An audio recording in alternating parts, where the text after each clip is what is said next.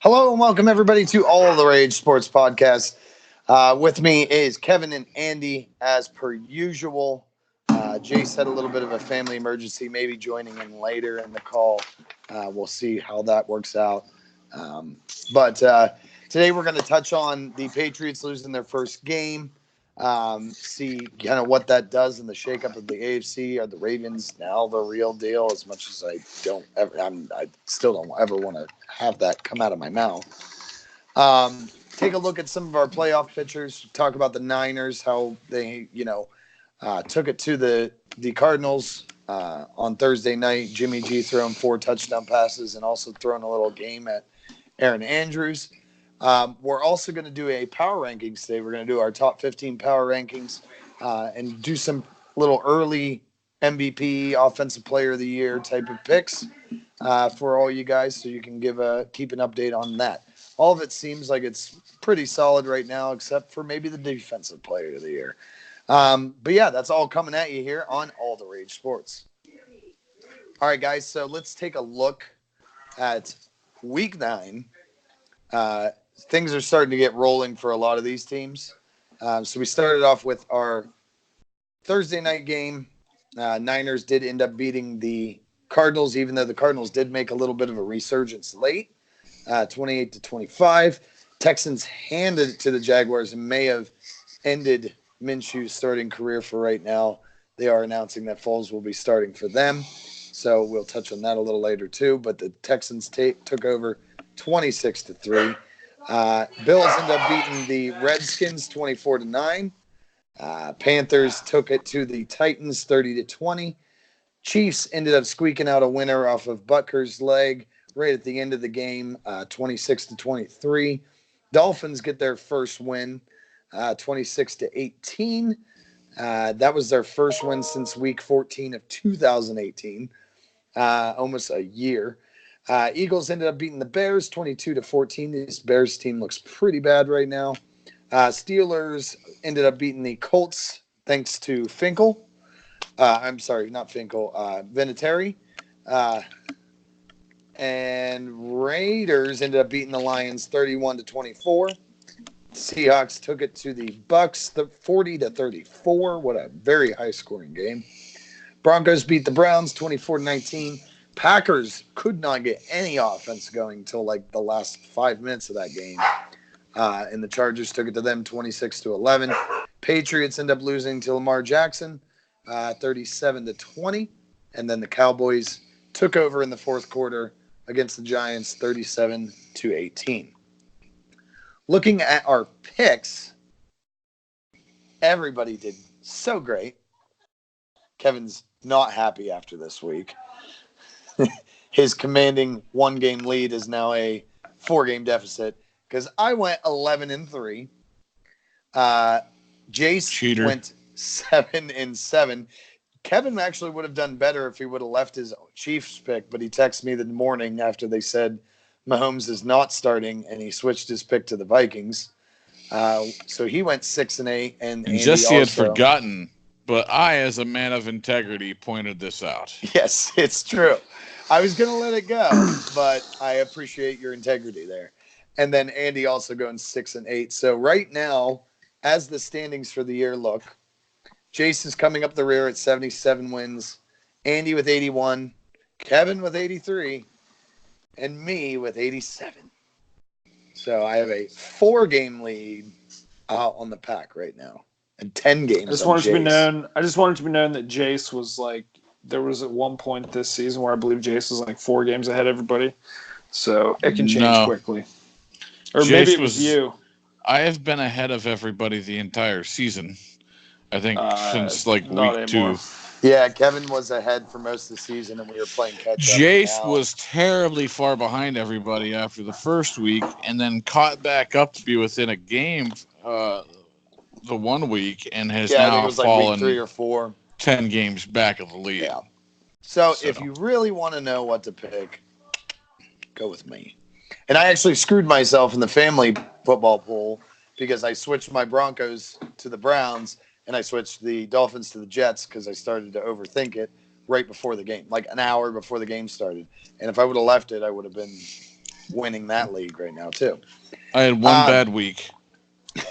One. I wouldn't say that. Let's take a look. Well, one bad week.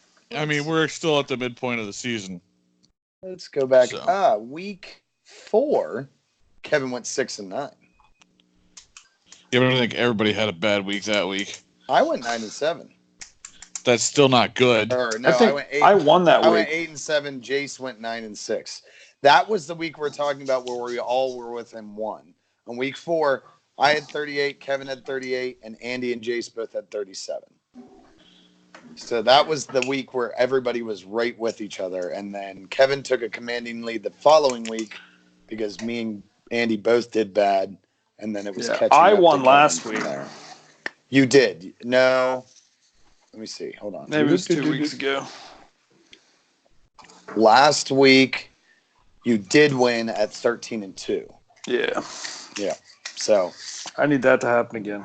You're gaining, but now you're a whole 6 games back with 6 weeks left. We haven't decided what we're going to get for the person that loses, the person that comes in absolutely last has to go to Browns training camp in a Steelers jersey. Andy, you need to tilt your camera down because I basically see your. I'm leaning back. I'm just chillaxing. I think one of the person who loses should take us all out to a nice seafood dinner and never call us again. I agree. Because Dorothy Mantooth is a saint. All right, so that is previous weeks. So let's start in with the big game of last week. Patriots and the Ravens.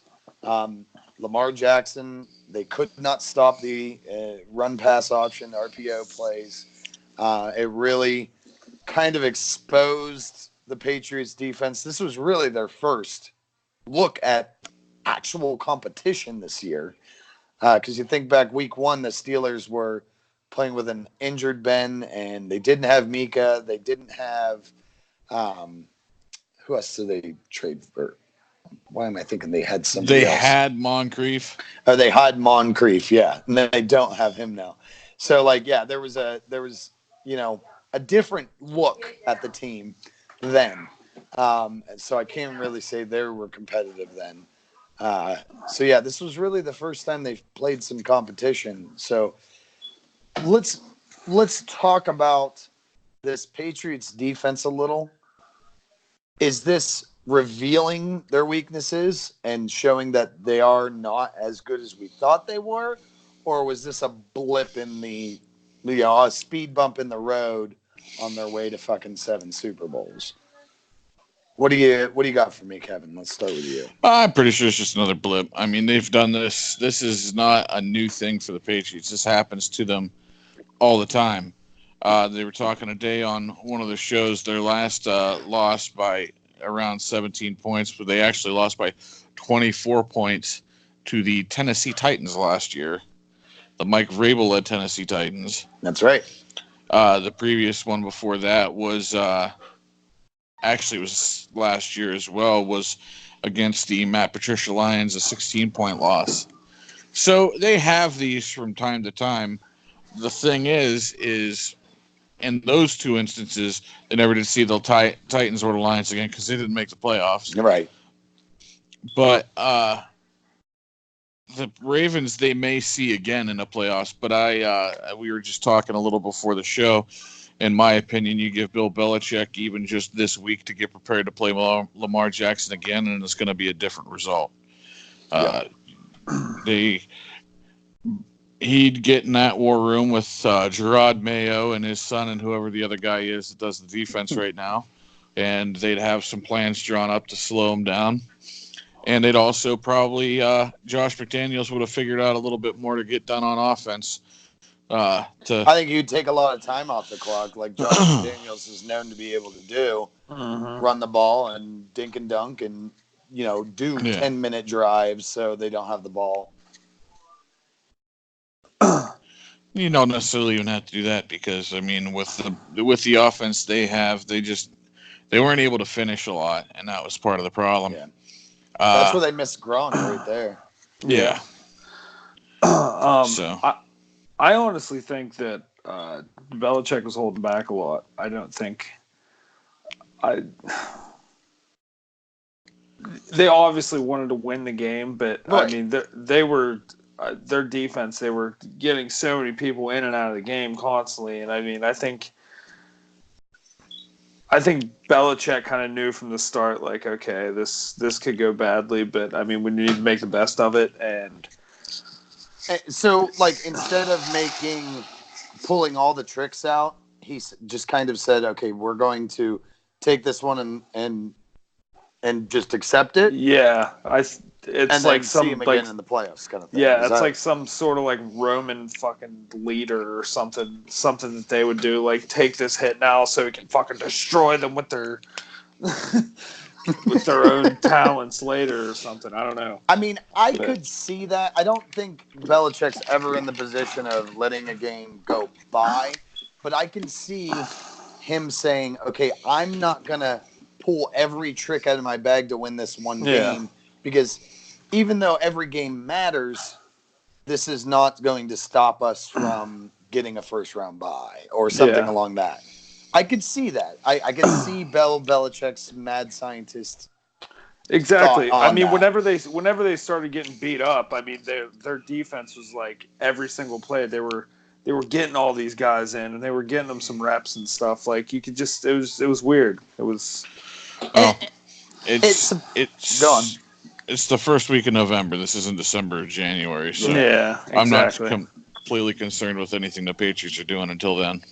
I could see them probably losing one or two more in the next 4 or 5 weeks.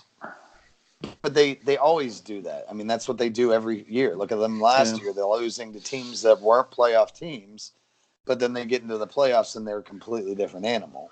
It's like he plans all this stuff for the playoffs. He plans just enough to win games in the regular season, but when he gets to the playoffs, he flips a switch, brings all the cards onto the table, and then just wrecks people from there. Yeah, and even his backups end up looking like starters in the playoffs. I mean, it's like you can't stop them. And I mean, it's because he gets him these little reps here and there, and like, I don't know, maybe it's a spotlight thing. I don't know. Yeah, I mean, I still think they're obviously the Super Bowl favorites. There was a lot of people talking during the game of the decision making of like off or defensive linemen on those RPOs. So like both the defensive lineman and the linebacker were going for the running back, or both were going for Lamar Jackson. And Bill Belichick will say, all right, here's your assignment. You're taking the running back. You're taking the quarterback. You both go for those players, and it shuts it down. Because they had layers where there's one lineman open, and that's how RPOs work. You have one lineman, you make him make a decision, and you do the other thing. That's the whole point of it. So he had it set up for success, but the decision-making wasn't there. So that's something Bill Belichick won't let happen again easily. He will make that known to his players of what decision to make. So I don't see this as a bad thing. I think it makes the Ravens look good for now. I definitely don't feel that the Ravens can do. I've never thought that run style offense worked. An option offense. An option offense does not work well in the playoffs. It never has. It never will. Yes, the Eagles did some RPOs, but they were also built by being able to sling the ball all over the place. So when they beat the Patriots, you kind of look at the Rams, who had a little bit of an RPO offense, and they did nothing in the Super Bowl. So that it's historically, that's why Michael Vick doesn't have a ring. Lamar Jackson's just a shinier version of Michael Vick. And I don't think that's going to put anything on the Ravens saying they're going to go out and win a Super Bowl now that they've taken down the Giant. I think if Lamar Jackson's going to win a ring, it's going to be within like the first 2 years, because like eventually he's going to be like Michael Vick and get beaten to fucking oblivion and not be able to run anymore. Exactly. Well, they do, like, I could see him turning out sort of like RG3. Let's think. Vince Young, when he came out, blew up the league. Everybody loved him. He was there for 3 years. Or 2 even. I don't remember exactly how many. Blew the league. Everybody loved him. Some people made the poor decision of buying jerseys. Yes. Then there was Michael Vick, you could even throw in that category, where he blew up the league for a few years. And then the injury happened. And he got the dog fighting thing. And then, so those are kind of outside sources. So who knows if he would have won something by that point. But he looked great when he played for the Eagles. Yeah. And he didn't look bad as the Steelers either. No, he didn't. You could think of Donovan McNabb back in the day with the Eagles. He was a kind of a runaround quarterback. He could scramble a lot. Colin Kaepernick has the most rushing yards for a quarterback in a game. And look where he's at. Like, you see these guys come out of college and they blow up the league. And colluded against? Colluded against? You said, look where Colin Kaepernick's at now. I said, colluded against? Yeah, well, yeah. But you see these guys come out in their RPO and spread style and out of the shotgun and run, and they don't last long. And everybody says, pocket passers are dead. They're the ones that are still standing in the pocket. Who are the ones that are winning the Super Bowls? So, I don't know. I just think that it's a flash in the pan thing. We'll probably have a good time with him for a few years until people figure out how to stop him, and then he's going to get beat up. He's going to get beat up. Now he's lucky right now. The Ravens, the one few things they did bring over was a good offensive line. So he's still got a great offensive line in front of him. So maybe it's in a few years when he loses some of those players. I don't judge a quarterback very well until I see them play behind a shitty offensive line. Yeah. Because when they do and they can still perform and win games, it may look horrible, but Brady's played behind some bad offensive lines. Ben's played behind bad offensive lines. Breeze and Rivers have played behind bad offensive lines. Eli Manning. But they've all won Super Bowls. Yeah.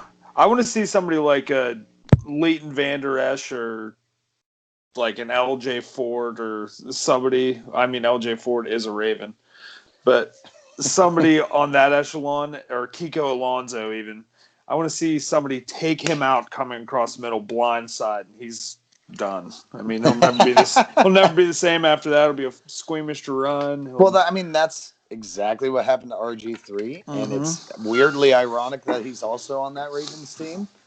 But he lit the fucking league up, and everybody's sure isn't Fort a Eagle, by the way?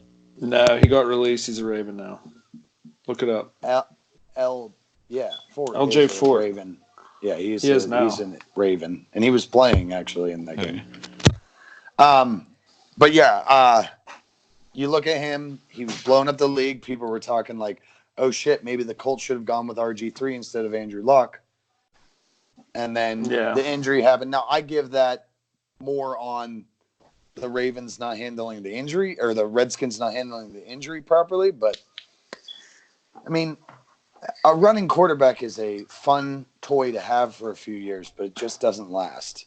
Yeah. So I don't see it as a standpoint of the Ravens are now the dominant team in the AFC. Like I said, I think they have 2 or 3 years to get their shit done, and if they don't, it's bye-bye. Well, we got to move on to the other team that is actually still undefeated now, and that's the 49ers. Each week, this team is getting a little bit better and a little bit better and a little bit better. I don't think they can end this year undefeated. I never think that. There's only one time that's ever happened. But I think that this team might be favored over the Saints at this point in the NFC. Their defense is incredibly dominant. even though what was it, Alexander is now on IR, and that's a huge hit for them in the middle. Yeah. But Garoppolo's starting to play like we Not remember Trent him. Dilfer. Yeah. He's starting to play a lot better now. And that's why he threw that nice game at Aaron Andrews at the end. That was pretty great, I got to say. He throwed it. He's thrown it in it. So, yeah, what do you think of this 49ers team? Do you think that they are favorites over the Saints now to represent the NFC? At this day and age, yeah.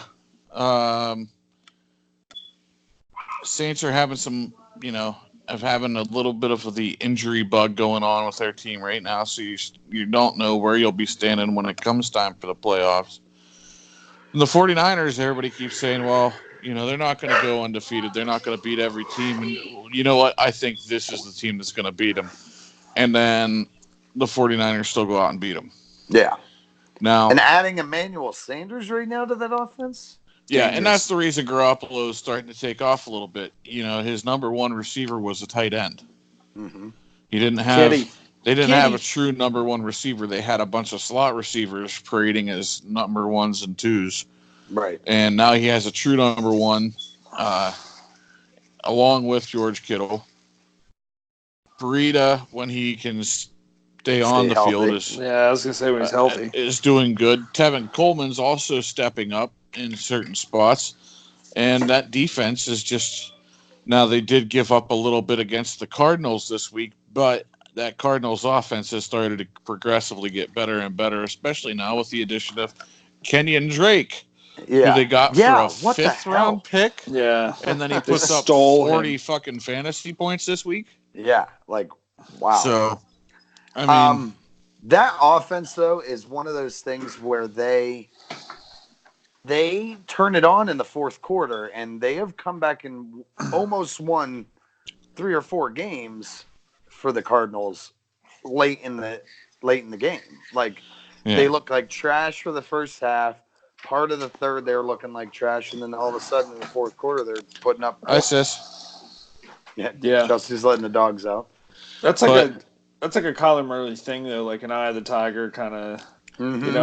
That's kind of the mentality. It just takes them a minute to recognize what the defense is doing and what they can do to adjust to that, and that is a sign of what many people weren't thinking about Cliff Kingsbury is good coaching.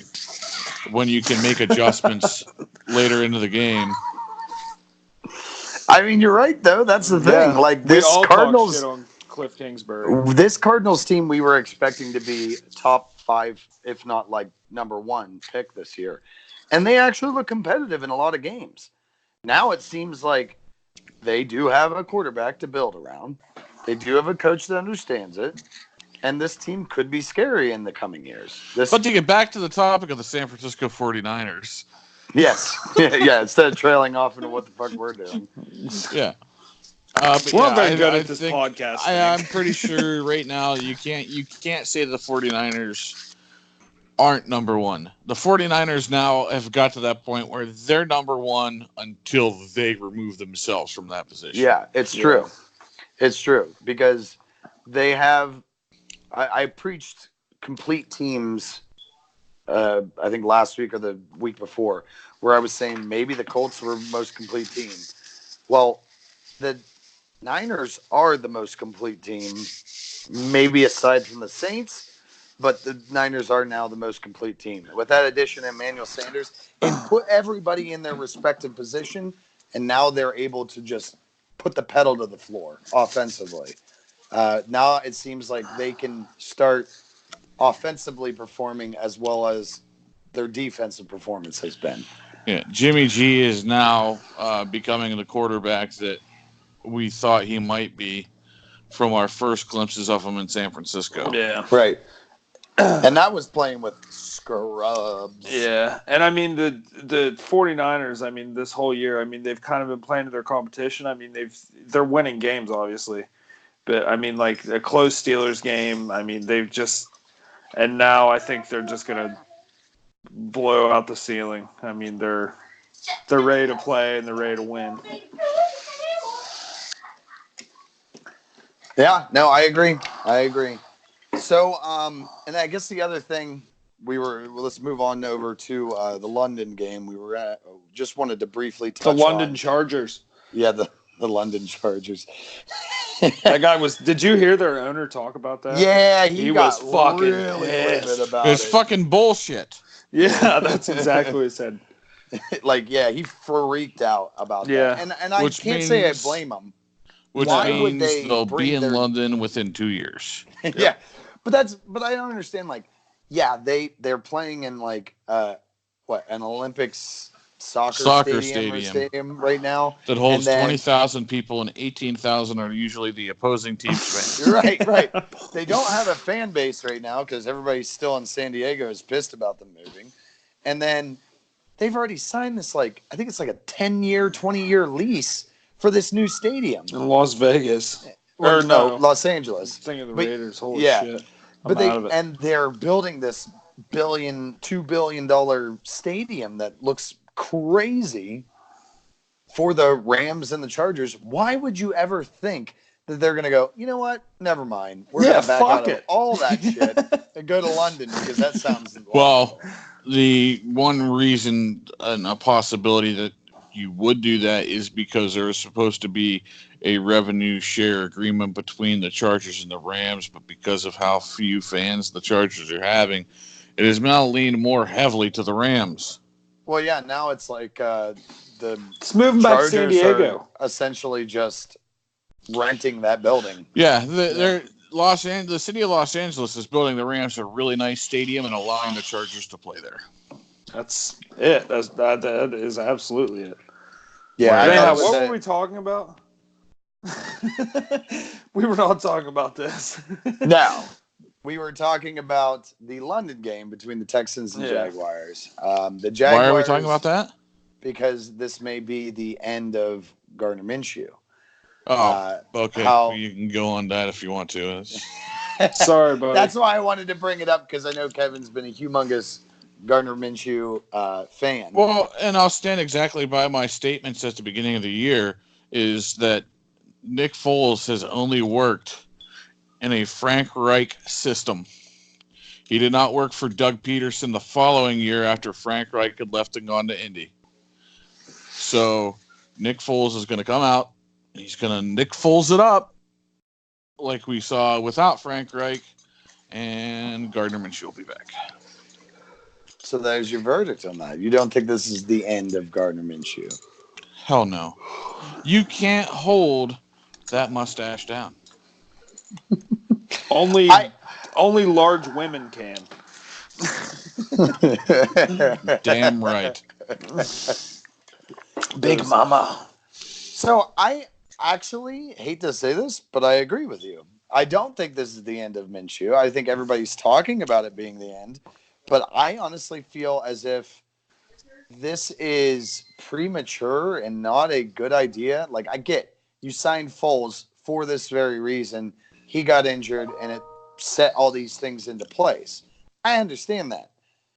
But you're still in the hunt for the division. Why would you go with someone who hasn't played all year, who doesn't have any chemistry with this team, just because you spent money on him? Yeah. Now Gardner went out and he threw 2 interceptions in this game, and I'll be completely honest, I didn't watch the game, so I don't know whether they're bad interceptions I watched or some what. of it. It was but not good. He threw for 309 yards, so it's not like he was absolute garbage. He had a decent completion percentage, threw for decent yardage, threw 2 picks. Sometimes that fucking shit happens. Yeah, the Texans had but- a pass rush out of nowhere too. I mean, Their winning formula recently had been Gardner throwing in the high 200s and getting touchdowns, but also And Leonard running Fournette Fournette. running the ball. And that's Leonard exactly Fournette what I had wanted to like bring up, too. 40 yards against Yeah. the Texans. This entire Jags team is building the rushing game. If it doesn't happen, they don't win. That's the bottom line. If you look at any of their losses, look at what the rushing team did. When they rush Yeah, well, they win. When they don't, they don't. It's not so much that it's done just all rushing. Gardner still does put up numbers. Right. Yeah, but you have to when you put a balanced. They have to have a balanced attack. It can't be all Gardner Minshew all the time. You have to balance it out. He is an undrafted rookie. Mm-hmm. There's no way, or he was drafted. He was 6th round, wasn't he? Yeah. 6th or 7th. Washington like State. That. I'm thinking of somebody else. But anyway, yeah, he was a late round draft pick, rookie. You can't put the game on his shoulders yet. He can't go out and Tom Brady it or Big Ben it or fucking Phillip Rivers it and take the game or Aaron Rodgers, that kind of thing yet. You have to have a balanced attack. And when they don't have it, they lose. And I think that's why they're putting the blame on him for having a bad game over there. And they're pulling him to put Foles in, thinking they have a better chance. But the blame's not on him. Foles is going to perform bad too when you don't have a balanced attack. So your problem is coaching and scheme. Yeah. Well, that's been a problem for Jacksonville in long. Yeah, the rush They've sets had a up lot play of action. Jalen Ramsey is gone because of coaching decisions. Yeah. Right. They have a lot of talent on that roster, and they weren't ever able to do anything with it. No. So they've always had until they played the Steelers in the playoffs. Mid-shelf roster. Oh God. That's not or in the regular season. Yeah. Thanks for bringing that up. Or in the preseason. Yeah. Or any time they've ever played. So yeah, I think it's a premature move to throw Foles in there. Yeah, me too. I think it really is not the smartest, but hey, you know what? Keep going with the way you're doing things out there because it seems to be working so well. Yeah. I don't know. Fournette has to be able to set up for that play action and stuff. I mean, they have to have more options than just Gardner Minshew throwing the football. I've got another quick topic for you here. Have we seen the last of Cam Newton in a Panthers jersey? That's a very, very, very good question. And I'm honestly going to say yes. I think that this Panthers team has performed very well with Kyle Allen. I think that it's surprising that they're 5-3 right now. And I think that the offense looks more stable with him in there instead of Newton in there. And I'm thinking you could see Cam head to one of these quarterback needy teams that are running those 5-year contracts, say something like the Titans, maybe even the Bucks, something where there's Chicago. One of those teams, Chicago.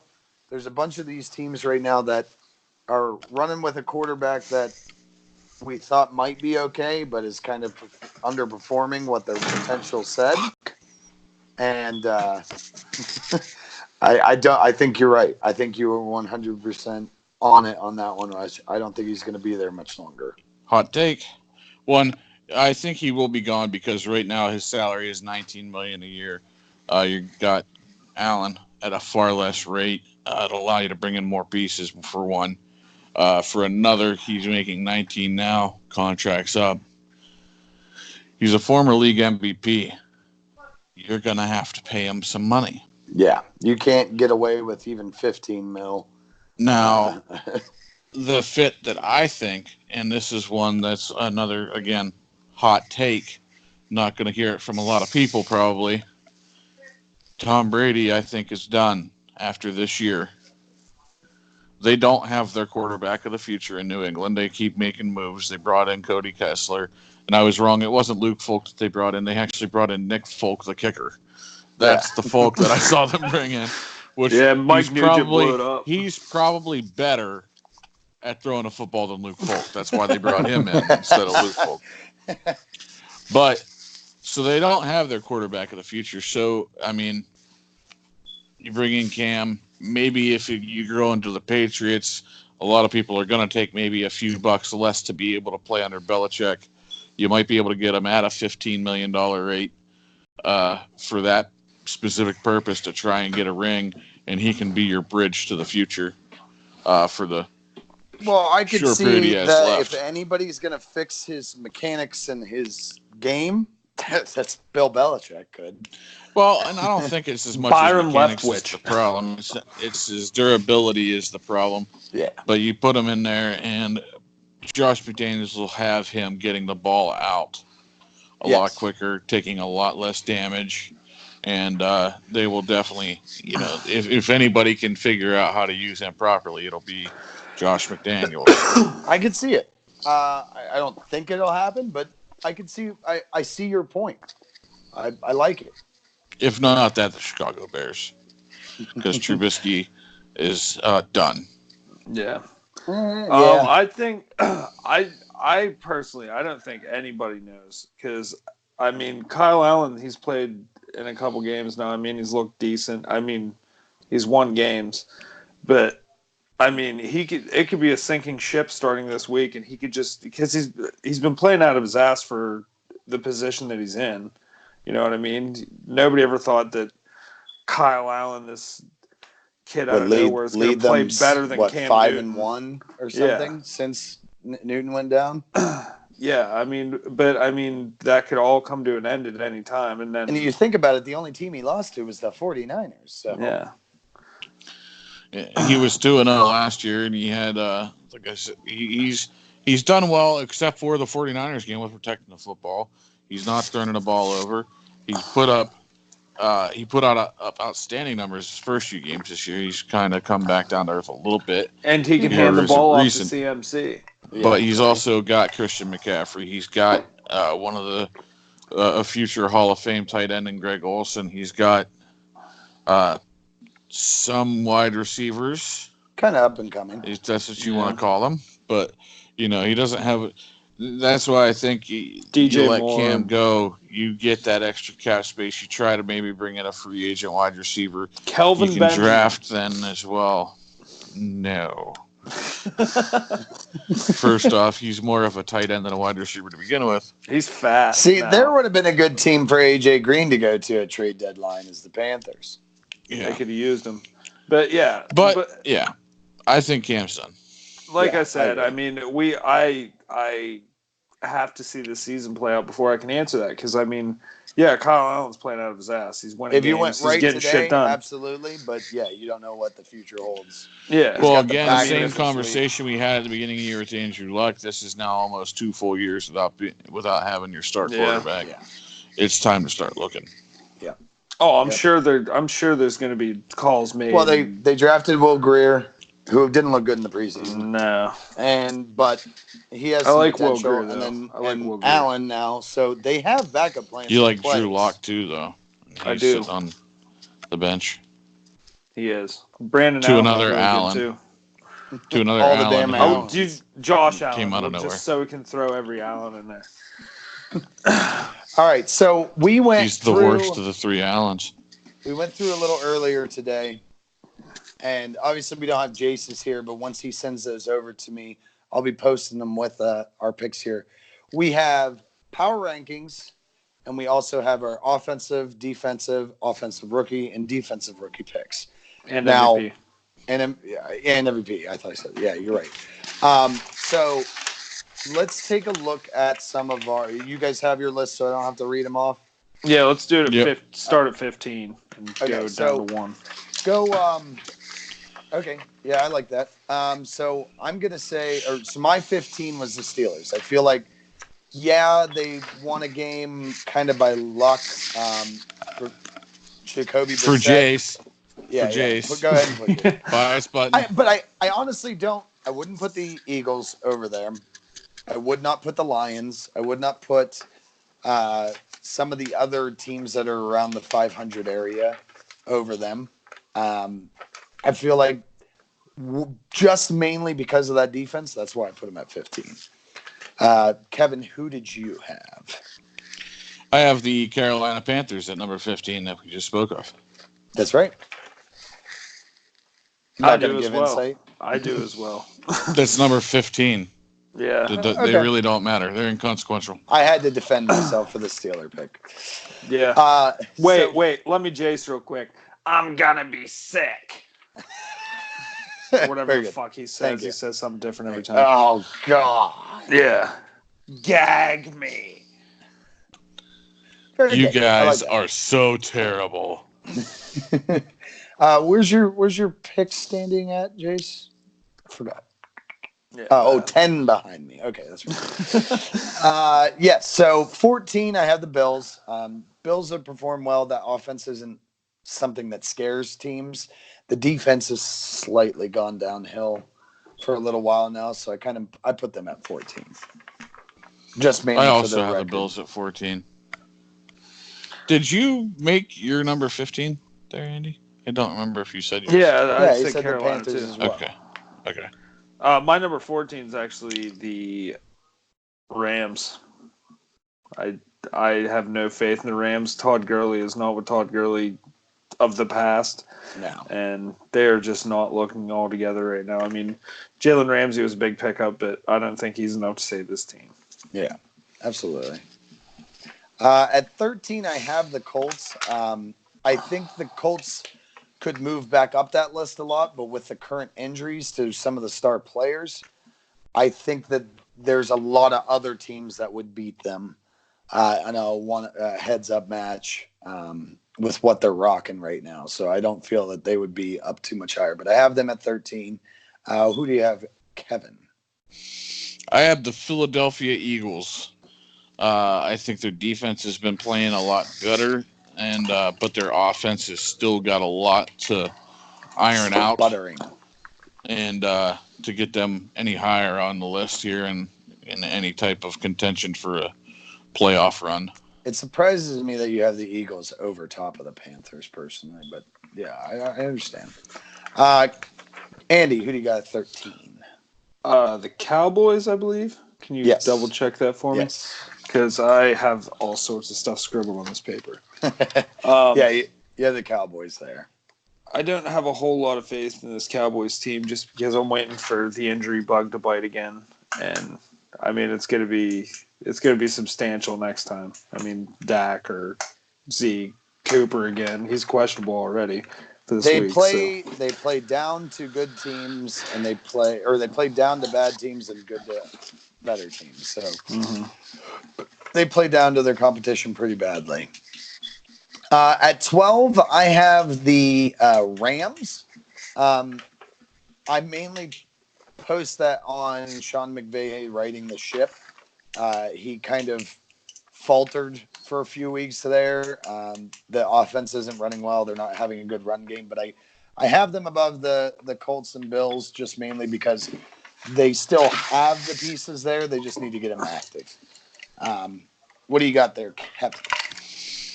Number 12, I have the Cowboys of Dallas. They have the potential and the pieces to be a good team. They don't have the ownership, general manager, or coaching really to be one of the top teams in the league, though. And that's the problem. Until they get out of their own way, they're going to be good, but not great. Yep. Jerry Jones is always going to hold that team back at this point. What do you got there, Andy, at 12? I have the Detroit Football Lions. That surprised me. I don't think anybody else has them. No, I'm actually pretty high on this team because they've been in a lot of close games. You must be pretty high if you picked up. I am pretty high, but not really. But Galloway. They've been close. Jones. Galladay. I said Galloway. Galladay. Jones, Hawkinson. I mean, Kerryon Johnson's. That's what's really hurt them. Yeah. But, I mean, they've been. I mean, 2 more minutes on a clock in about any game they've been in, and they could have been winning. But. Yeah. They haven't been able to finish, but they. Yeah. Show a lot. Like they could be a completely different team if they were able to finish games. That's my hot take, though. Yeah. Your dog agrees. 11. I have the Cowboys. Like I said earlier, they play down to their competition. I think when they play good teams, they play bad. When they play bad teams, they play bad. So, fuck the Cowboys. But I think that they will win the division. So I'm putting them up at 11 there. They'll squeak in the playoffs and get knocked out in the first round. 11 for Kevin. I have the Seattle Seahawks. It's the lowest ranking I think we have for the Seahawks among And us. it's justifiably so because they gave up 34 points to the fucking Buccaneers. And Jameis fucking Winston, who is without a doubt the worst quarterback in the NFL right now. But what did they do? They won against a terrible Buccaneers team that they gave up 34 points against. This team has a really good offense, except for the Baltimore game, and the Steeler game, and the Bengals game. And their defense sucks. The defense is bad. It's god-awful.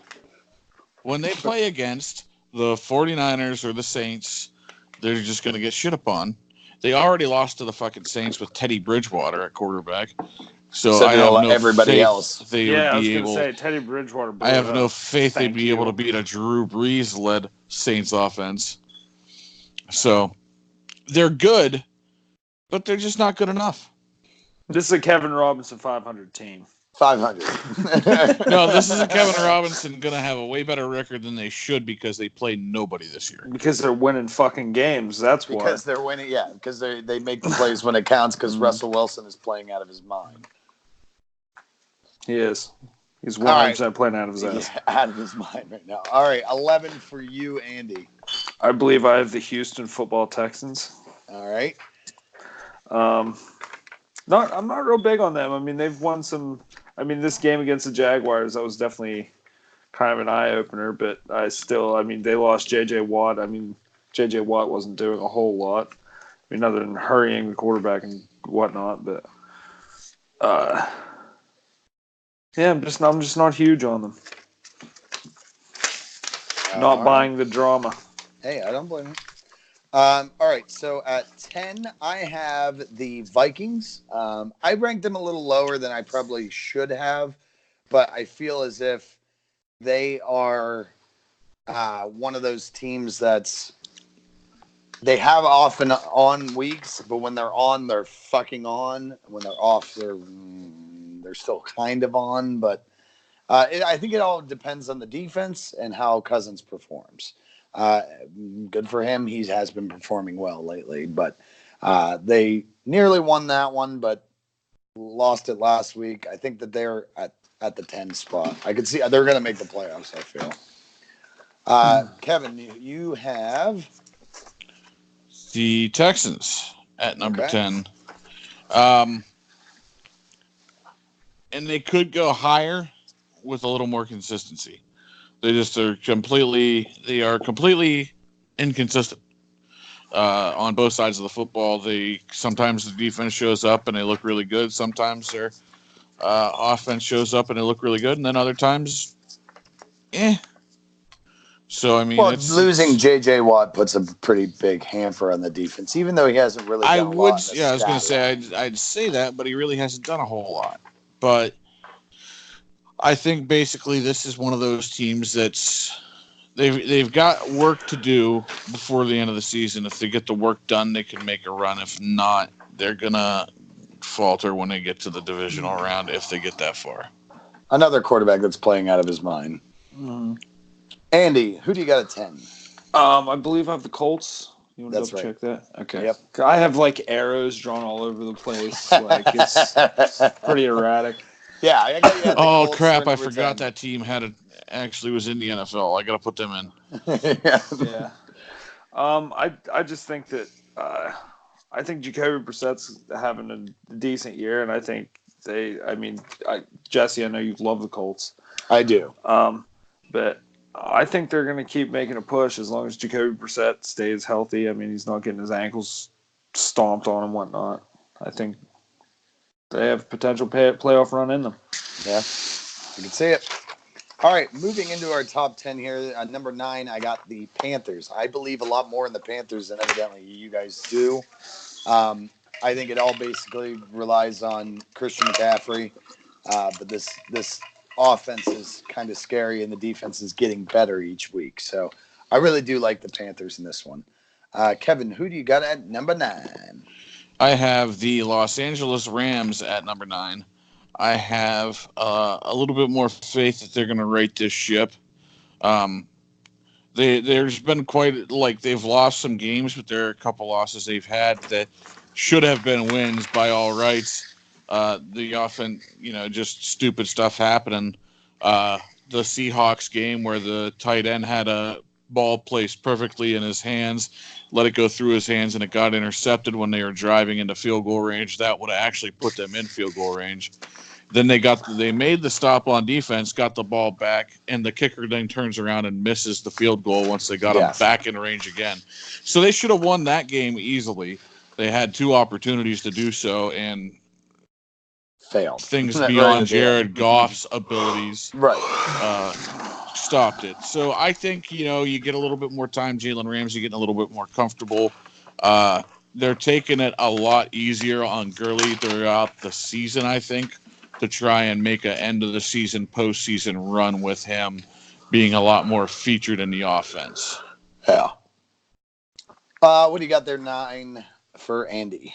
I believe you have the Bills. I have the Buffalo Bills. Josh Allen's still going to the Pro Bowl.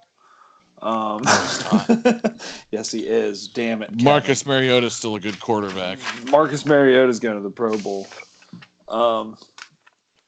They're just their defense is good. I mean, their offense is. I mean, he's Trent Dilfering, and I mean he's actually above a Trent Dilfering, but I think they're going to take a little playoff run, maybe wild card it and sneak into the next round. Yeah, I can see it. Number 8, I have the Texans. I think Deshaun Watson playing out of his mind right now. That's really what puts them up there for me. Kevin, who do you got at 8? I have the Baltimore Ravens. They've played well against 2 good teams so far. They played well against the Seahawks, who, as I previously stated, I have no faith in that defense. And then they beat the Patriots, which that happens to the Patriots at least once a year. They've lost in the other games they played against good teams, and even to the point where they almost lost to the Steelers, who up to this point really haven't been all that good of a team. So I don't have, while they're doing good, I still don't think they're completely out of the woods yet as far as good competition. I feel you. 8, I believe you have the Packers, Andy. Is that right? Yeah, I have the Packers at number 8. I've actually kind of been waiting this whole season. I'm kind of watching diligently because I was waiting for the ass to fall out of this Packers defense because they played out of their ass for weeks and weeks and weeks. And, I mean, it kind of showed against, I wanted to say San Diego. I wanted to say San Diego so bad. But it really showed against the London Chargers. And, I mean, they shut Aaron Rodgers down pretty good until like the last 4 minutes of the game or whatever. Mm-hmm. I just think the Packers are very beatable. Yeah, I agree.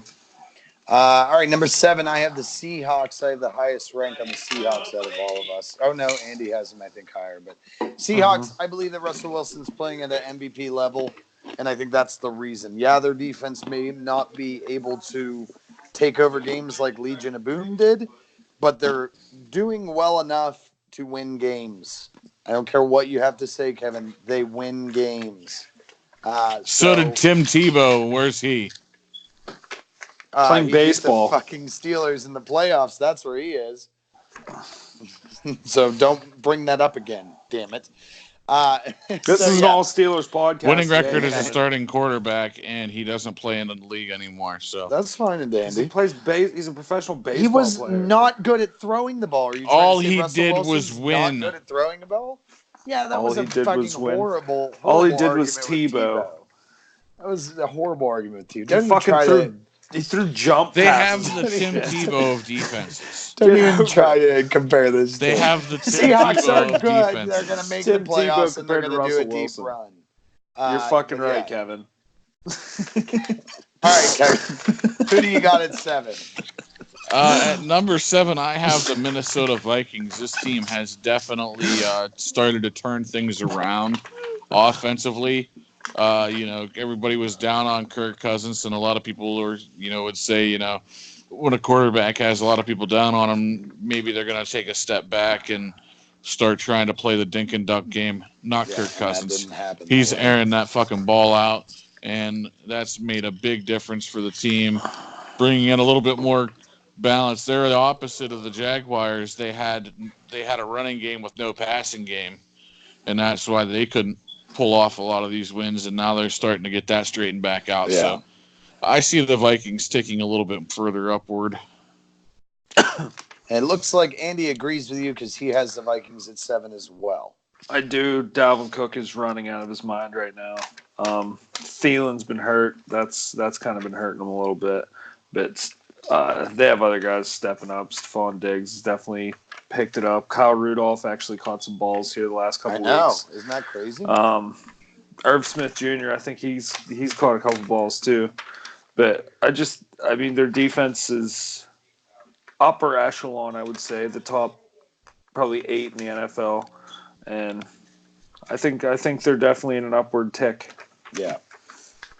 Number 6, I have the Ravens. After the win of the Patriots, they kind of move up the list a little bit.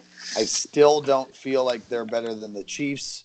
And I actually have the Packers ranked above them too. But I'm not going to buy into Lamar Jackson yet. Because the second I say I do buy into him, he's going to fall apart. And then they're going to be like, oh, you said you bought into him, Jesse. You're the fucking idiot. And why don't you just do that so we don't have to have a good Ravens team? Maybe I will. Maybe that's what I need to do. But, yeah, no, I'm not buying into it quite yet. I don't think he's a good enough passer to be able to be considered great. But I think that they are probably number 6 right now. Kevin, who do you got? Number 6, I have the Indianapolis Colts. Jacoby is hurt right now, but I don't think that's going to keep him out an extended period. I think they'll just rest. He was standing there on the sidelines looking like if they had to, they would have turned back to him. Yeah. So I think it might just be a mild sprain. And with the way that team has been playing, the defense has been pretty good. And by all rights, with their backup quarterback, still should have won that game if it weren't for a laces in fucking snap. Which, their punter's really one screwing thing, up. actually, no. And that was one thing I wanted to talk about, too, is something that I learned this week is that it is no longer the punter's responsibility. Because of how fast these defensive players are at getting to the ball now, they have it down to a second and a half to a second and 7/10 to work from snap to kick. And so the actual responsibility on the laces is the long snapper. Yeah, the long snapper is supposed to get it to the punter in the right position, and the punter then can make just a slight adjustment. They don't have time to make a full spin before that kicker's coming to kick the ball. So does that mean when they snap it, the laces are up and they flip it, or is it they snap it with the laces down? Because the punter catches it like back? This. The punter catches it like this and sets it down. So laces should be at their top fingers. I didn't know that. Yeah, that's interesting. But yes, and that comes from For the Brand. Pat McAfee is the baby. Letting me know of all this. They used to grab it like 1 foot ball or one hand on the side and kind of hand in front of the ball and spin it when they snapped it. Yeah, well, so now that's the thing and that's what Pat McAfee explained too is it's actually worse for the kicker if that ball is spinning when he kicks it than it is to hit the laces. Yeah. So that's why they've switched it over to now the long snapper's responsibility because the only other thing I see from it is when he put it down, he did spin it about I don't know, a quarter of a turn. That's all the more he should have had to turn it. Yeah, well, and that's all they expect him to do. No, but that's the way he spins it every time. If you watch, he's going to spin the ball the same way every time because that's where it should be. Yeah, every time. Yeah, and the reasoning for this, why the laces in is so bad, because we never really did get a good explanation. We just, Ray Finkel just told us that this was a bullshit deal, and Dan Marino fucked him. Yeah. But the reasoning for it is because on the backside of the football, away from the laces, is where the leather is more tightly pulled. It is more tight up against the inner shell of the football. So when you kick a ball, when you kick a ball, the ball does indent in. But when you hit that tightened leather, it doesn't indent as further. So it bounces off your foot. When you hit the laces side, it's not as tightly pulled in. So the ball actually goes more around your foot. And that's why you get fucking shanked kicks and shit like that. It's kind of like watching Kevin play golf. And also, or Andy, or Jesse, or Jace. Or also the other thing is too, if you watch that kick, he hit the ground about a foot back from the ball. He really took a lot off of it by doing that. And then on top of this too, that is now the second week that long snapper's done this too, because he had one in the Denver Broncos game as well where they gave him a fucking laces in ball. So, everybody's talking about, is Adam Vinatieri slipping? Is Adam Vinatieri slipping? Well, this isn't all on Adam Vinatieri. Yeah, but again, I have the Colts at number 6. Like I said, I think Brissett's injury will hold him back maybe a little bit, but not for too long, and they should be able to recover and be in the running. All right, Andy, you have the Seahawks up at 6, the highest ranked. I have the Seahawks strictly because Russell Wilson sucks. That's about it. I mean, Russell Wilson's playing out of his mind. I mean, they're going to make some sort of run. I don't know if they're a legitimate Super Bowl contender or not. But I mean, they're winning games. They're winning games. So, all right, let's move on to 5. I have the Packers there. Games. I think that the last game kind of showed their falters on offense, but I think that this Packers team is still a legit threat in the NFC. Whenever you have Aaron Rodgers back there, he will get it corrected. So I think even at the end of the game there, it almost looked like for a moment they were going to come back and win it, or at least make it tight. But yeah, I think this Packers team is a lot better than a lot of people say. So, Kevin, you got who at 5? I have the Kansas City Football Chiefs. All right, and because they won and they're getting Mahomes back. Yeah, Mahomes is coming back, and I think this short time off probably helped on, like I said when it first happened.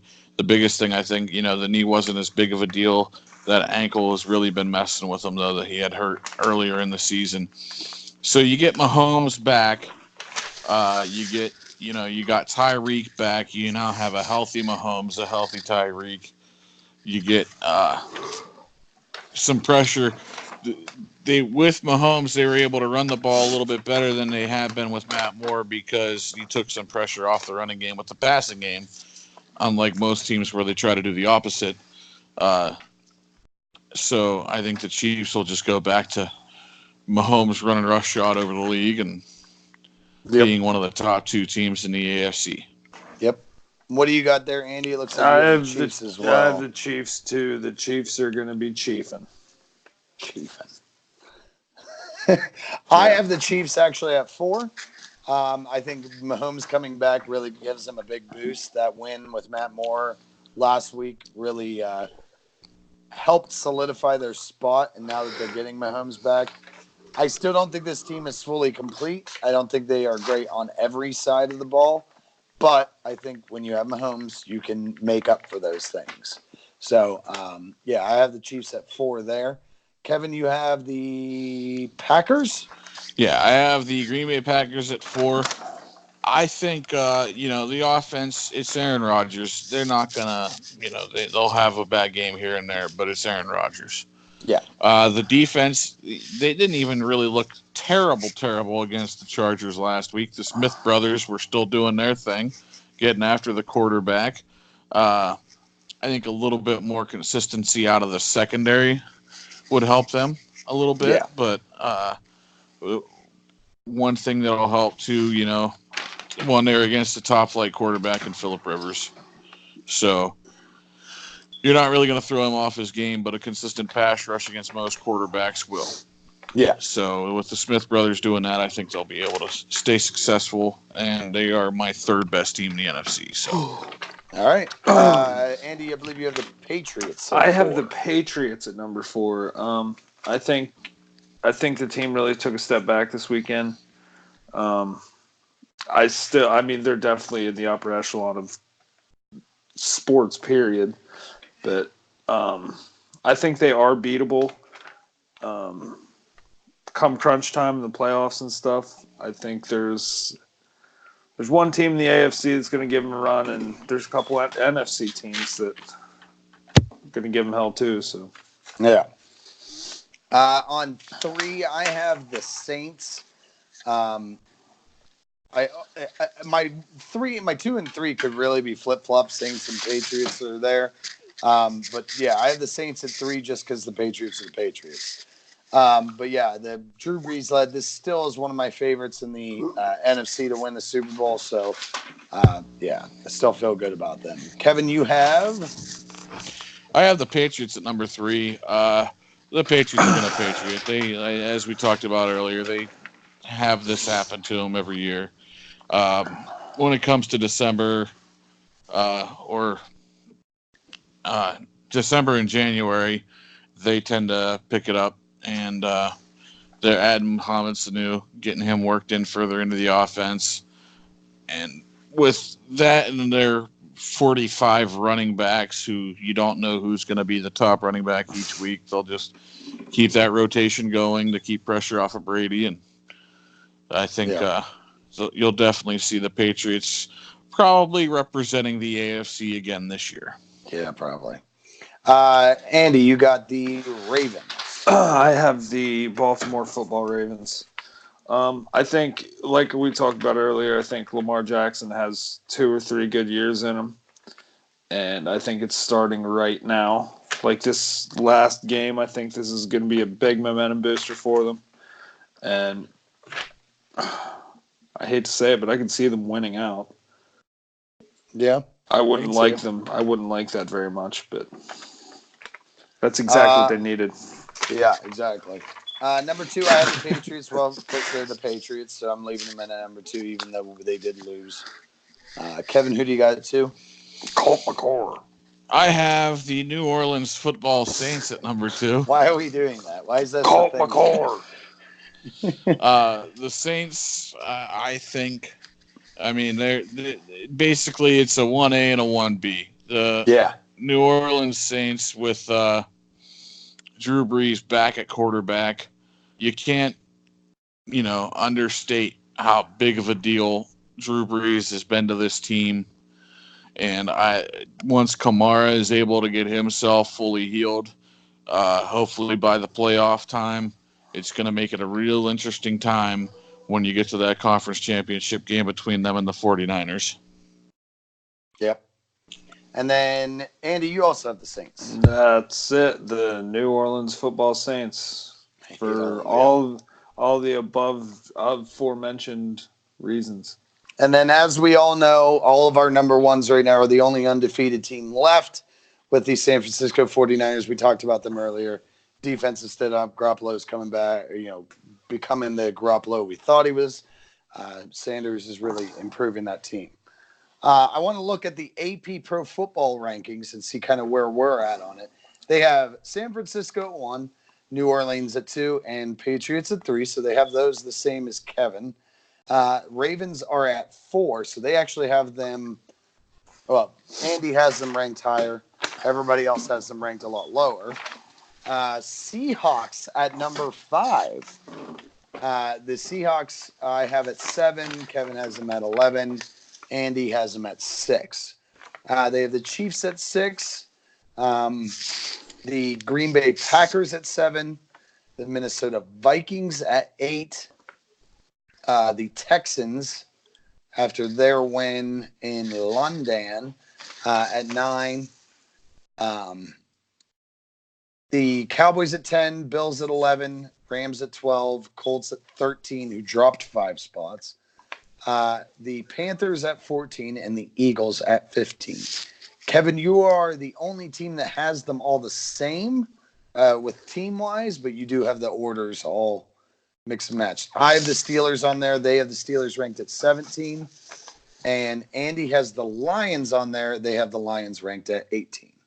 So The Raiders ranked at 16 above the Steelers. That's really the only other 500 team. Jesse, there to go a little further, I actually have 16 and 17 then correct because I had the Raiders as my first team out of the top 15. The Steelers as the second. All right.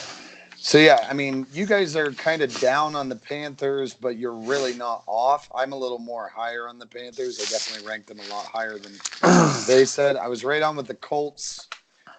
Kevin, you're way higher on the Colts than anybody else. Rams right down there at 12, which is where I had them. Andy, you had them a little lower than that. Kevin, you had a little higher. Bills at 11. I had them lower. Kevin had them lower. Andy had them higher. Cowboys at 10. I had them at 11. Kevin had at 12, and you had it at 13. So we all kind of didn't really think any. We thought a few teams were better. Texans at 9. That's about where everybody had it. 8, 9, or 8, 10, and 11.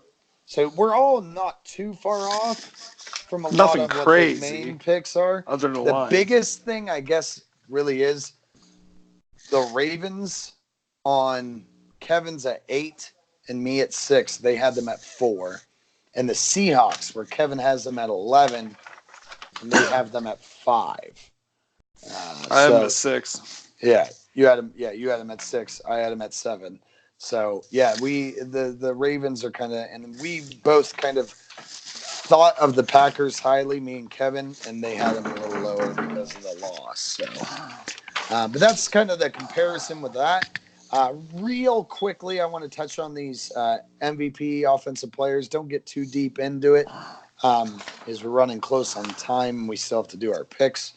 I have Russell Wilson as my MVP. He's on pace for some crazy amount of touchdowns this year. Christian McCaffrey is my offensive player. Obviously, there's no really need to explain that. Defensive player of the year. That one's really tough right now because no one's really overperformed. There's been a lot of really good performers, but there hasn't been a standout. I said Minka Fitzpatrick, thanks to his Minka. I keep saying Minka, whatever. Never mind. Mika. Minka. But I said Fitzpatrick because he really has showed the change in the defense when he showed up. Defensive rookie, I got Devin Bush. Offensive rookie, Josh Jacobs. Kevin, what are you looking at? I have Christian McCaffrey as my offensive player of the year and my MVP. I can see that. I can see it. And for defensive player of the year, I have TJ Watt. He's putting up some ridiculous numbers. And he impacts games. Yeah. He is an impact player on 9 out of 10 downs, basically, in every game. So, yeah. And then I think we all picked the same defensive rookie and offensive rookie, Devin Bush and Josh Jacobs for everybody. So, Jesse, I picked the exact same as you. So, yeah, you actually did. So, you went Russell Wilson or Christian McCaffrey for MVP, Christian for offense, Fitzpatrick for defense, Devin and Josh. So, yeah. Yeah, I think Metcalf is the only one, as we talked about, that might even be close to Josh Jacobs stats-wise. David Montgomery, I don't know. He's kind of had a couple sneaky games, but not enough. But Frank Gore's been – am I thinking the wrong Montgomery? Colt McCoy. No, I'm thinking the right Montgomery. You're thinking Singletary? Yeah, I'm thinking Singletary. But anyways, Devin Bush, he's we all talked about that too. Him and Nick Bosa are pretty much the two runaways, and Grady Williams is in there. Grady Williams is on the back end too, but I mean he's playing on a fucking 2 and whatever Browns team. So. Yeah, he's probably not going to get in just for that sheer fact. Yeah. Okay, then. Fuck you. So let's look here. Come on, page load. So we're going to go through the games coming up this week to make our picks. Let's go to the right. Why? My computer is like 17 years old. Mink. I don't know why that's so funny to do. Just the way he said it, you're like, mink. So we have on Thursday night, we have the Chargers heading out to Oakland. I'm taking the Oakland Raiders on this one. Yeah, the Chargers performed pretty well, but I'm definitely taking the Raiders. We will be getting Jace's picks sent to us via text message, so I'll post those later. Kevin, who do you have? I am also going to go with the Oakland Raiders, you gigantic piece of shit. I'm not going to pick every game different than you to try to let you catch up. Like, don't even start that shit with me. I am going to hold on to this lead as long as I can. So Raiders for Kevin. Andy, what do you got? I'm taking the Oakland Football Raiders. I hate you so much. The Raiders it is. All right. Sunday games. We start off with the Lions at the Bears. I think the Lions have a little bounce back game on this one. The Bears are pretty bad. Trubisky has 5 touchdowns in 7 starts. So yeah, he has more starts than touchdowns. Yes. Not I'm going the Lions on that one. Kevin, what do you got? Lions. All right, Andy. Detroit. All righty. We have the Ravens 6-2 at the winless Bengals. Going to go with the Ravens on this one, even though it's a division rival and this would be like a trap game. It's Ryan Finley's first game too, so it is. It's definitely one of those games that could be a trap game, but it's not going to be. No. Ravens, it is for me. Kevin. Ravens. Andy. Ravens. Thank you. Got the Bills against the Browns. Another one of those like horrible performances by the Browns last week. Everybody's saying OBJ may be one and done. I'm going Bills on this one. Kevin. Bills. How does Brady Kitchen still have a fucking job? Andy. Circle the wagons. All right. There it is. The following is the Panthers at the Green Bay Packers. This is actually going to be a really good game. I want to watch at 4:00. I'm going with the Panthers on this one. I'm pretty high on this Panthers team, and I think that McCaffrey's going to have a great game, and they're going to be able to hold him. Kevin. What was the game again? Panthers who? Panthers at Packers. Panthers at Packers. Green Bay. I'm going to have to go with the Pack. The Pack attack. What do you got, Andy? Pack. All right. You guys can just go ahead and continue. He's going with the cheese on Kelly Stafford's tits.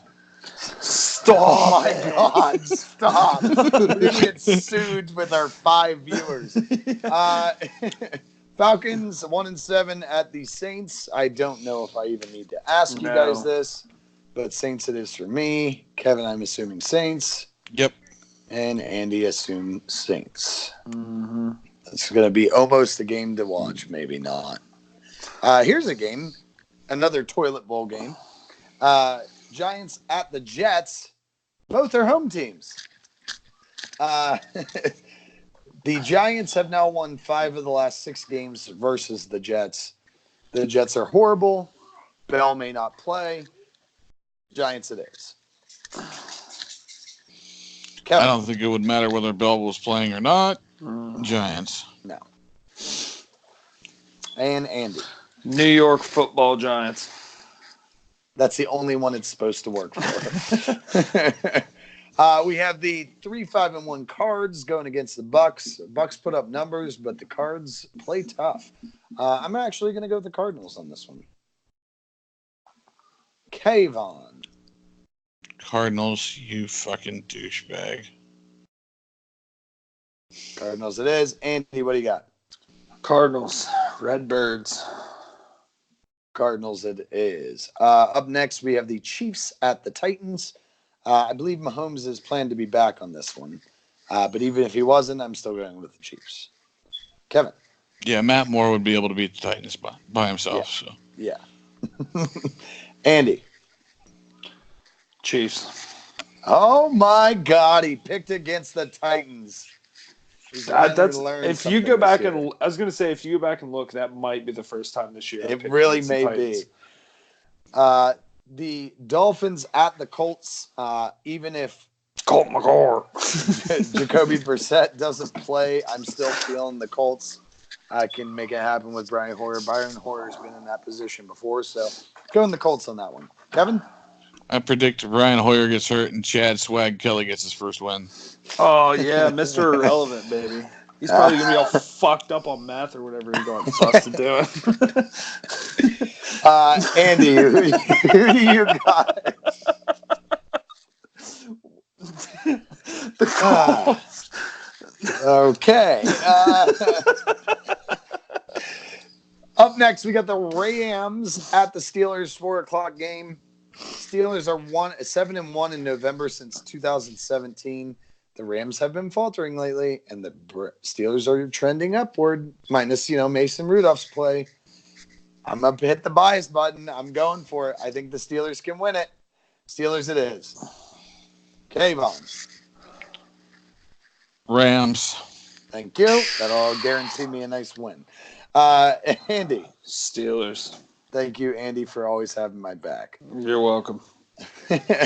Vikings at the Cowboys at Texas Stadium. I'm sorry, but the Vikings are going to win this game. The Cowboys are going to falter pretty badly, I think. What do you got, Kevin? I'm going to go with Dallas at home. Get some home cooking. All right, Ooh. Cowboys it is. Andy. Vikes. Thank you. Everybody likes a good Vike every now and then. Yep. Seahawks at the Niners. We say it every week. This could be the game that they lose. I believe this could be the game that they lose. I'm not going to pick them, though, because I'm not going to fall into that trap. 49ers it is for me. 49ers. Yeah. I was going to say. You thought about it. You We're thought almost about done, it. baby. Just to No, get that one. the only reason I would even consider it is because you picked the fucking 49ers I know. and they need to get games on I was you. going to say, But if you. I wouldn't pick the Seahawks to beat the 49ers ever. All right. And Andy? Niners. All right. So we have all that. Like I said, This week kind of sucks. It does. It really does. There's going to be a few upsets that we weren't thinking that we're like, really? Like fucking watch the Dolphins come out and beat the Colts or some bullshit. Yeah. But yeah, there's we all got pretty much exactly. In fact, me and Kevin, besides the Steelers and Vikings game, we are exactly the same.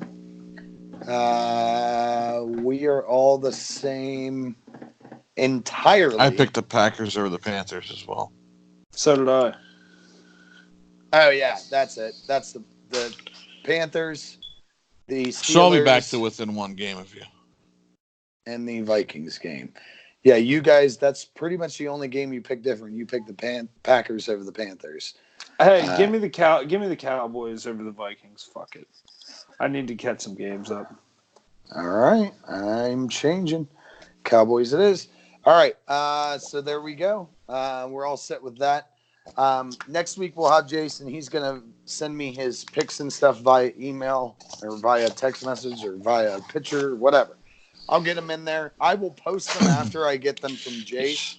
But if you were listening, you'll hear them also. Yes, and our thoughts with our fellow broadcaster. Yes. Thoughts and prayers with you, Jace. We hope everything goes well with everything going on in your family and my family for that matter.